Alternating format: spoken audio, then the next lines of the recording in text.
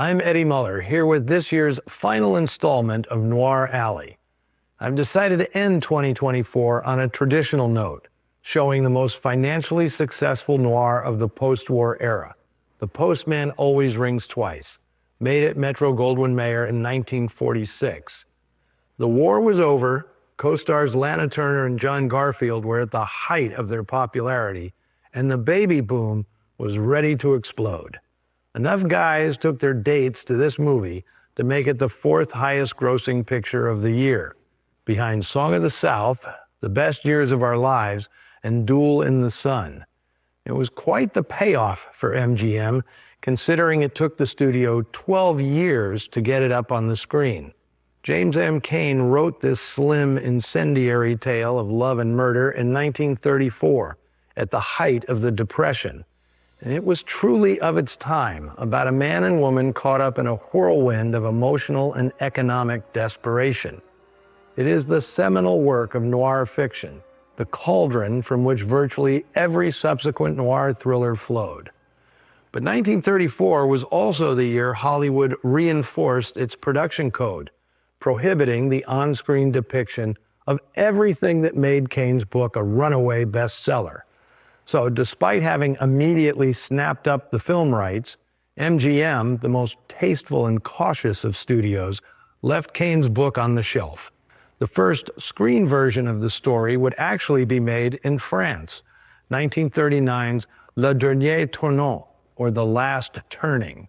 It was relatively faithful, but was tailored as a vehicle for its biggest star, Michel Simon, who played the cuckolded husband. The next version was made in Italy, the debut work of director Luchino Visconti.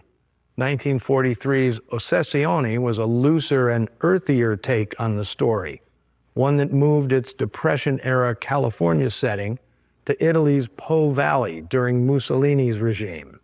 It is a landmark, using the definitive noir story as narrative for the cinema's first example of neorealism. Mussolini and the Catholic Church were so outraged by it, they tried to destroy all the prints. Meanwhile, MGM blocked it from being distributed in the US. Not surprising, given Visconti had never bothered to buy the rights to Cain's book.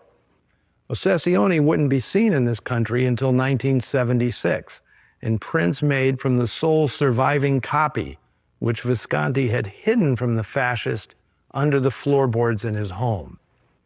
MGM finally worked up the nerve to produce Postman after seeing the success Paramount and Warner Brothers had enjoyed with adaptations of two other Cain novels, Double Indemnity and Mildred Pierce.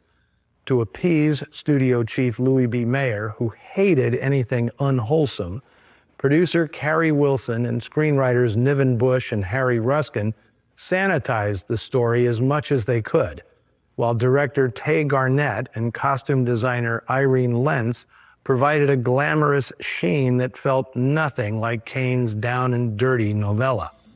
John Garfield was significantly older than the book's 20-something-year-old protagonist, and Lana Turner, every inch of her radiating movie star, was a far cry from Cain's Cora, a slattern who thinks illicit passion will enliven her dead-end existence. MGM's marketing team aimed the picture at women, selling it as a romance, not a murder story. It was a shrewd gambit as American moviegoers queued up at theaters around the country to see if The Postman would deliver. Now check out these photos of the huge crowds at the Capitol Theater in New York on a cool day in May 1946, the glory days of American moviegoing. These were sent to me by loyal TCM viewer Lou Valentino, a close friend of Robert Osborne. In fact, these pictures are from Bob's personal collection. Lou was 8 years old when his dad took him to see The Postman Always Rings Twice at the Capitol. He told me that Lana Turner, his first movie star crush, was the gal who convinced me that boys and girls were built differently. I can't provide a performance during intermission by Guy Lombardo and the Royal Canadians, but I can offer you, uncut and commercial-free, the most influential and popular noir story of them all. The Postman Always Rings Twice. The colossal success of The Postman Always Rings Twice, following on the hits Double Indemnity and Mildred Pierce, made James M. Cain so synonymous with sexually charged murder dramas that he believed this subgenre of crime pictures was his exclusive domain. He started a campaign within the Screenwriters Guild to create the American Authors Authority, a writers' union that would own its members' work, negotiate subsidiary deals, and protect against copyright infringement. Cain believed he deserved credit and remuneration for all the Postman and Double Indemnity knockoffs that were suddenly multiplying like crazy at every studio. But try as he might, Cain couldn't corner the market on murder. So at the height of his fame, he left Hollywood behind. He continued to produce novels, but few of them had the blunt force power of Postman. Its influence has never waned. Its theme and style was the inspiration for French writer Albert Camus' 1942 novella, The Stranger, a literary masterwork. The first screenplay ever written by Pulitzer Prize winner David Mamet, a loyal viewer of Noir Alley, was a 1981 remake of Postman with Jack Nicholson and Jessica Lange, directed by Bob Rafelson. The 2008 film Jericho, directed by Christian Petzold, is a thinly disguised update, relocated to Germany. Versions of the tale have been made in England, Norway, Brazil, Japan, Hungary, and Malaysia, not to mention the literally hundreds of Postman-inspired erotic thrillers that filled video stores in the 80s and 90s.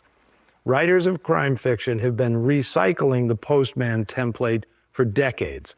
There is simply no denying that this terse novella, which Cain feared wouldn't even get published, is the essential noir story and one of the most influential books in the English language.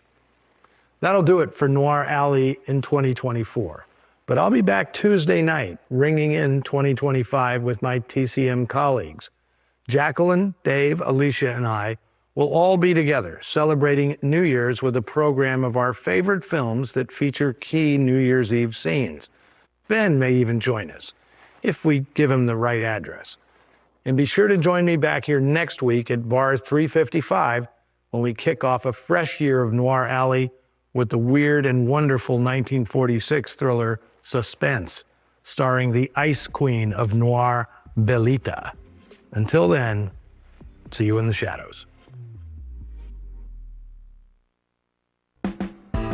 Next on TCM, The Glass Bottom Boat. Then My Favorite Spy. And later, Neptune's Daughter. Don't watch TCM on a full stomach tonight.